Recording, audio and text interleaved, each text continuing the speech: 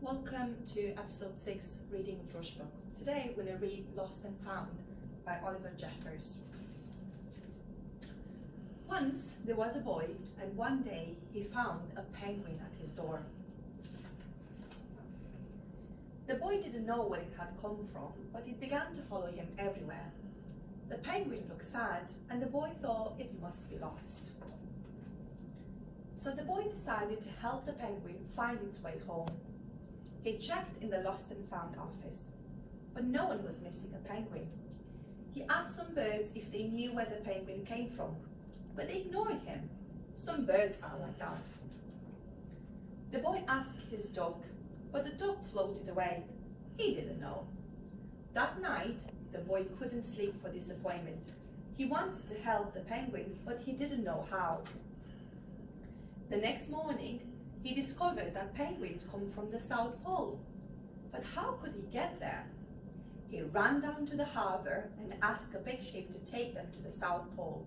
But his voice was much too small to be heard over the ship's horn.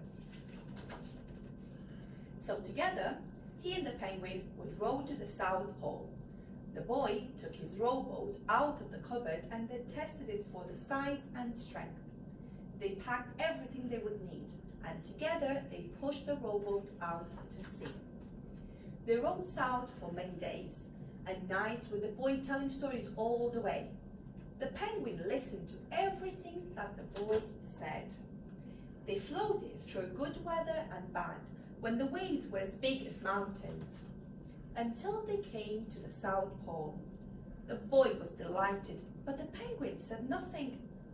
Suddenly, it looked sad again as the boy helped it out of the boat.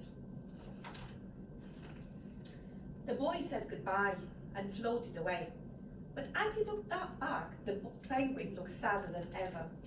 It felt strange to be on his own, and the more he thought, the more he realized he was making a big mistake. The penguin wasn't lost, he was just lonely. Quickly, he turned the boat around and headed back to the South Pole as fast as he could. At last, he reached the pole again. But where was the penguin? The boy searched and searched, but he was nowhere to be found.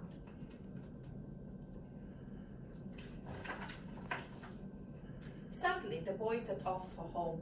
There was no point telling stories because there was no one to listen except the wind and the waves.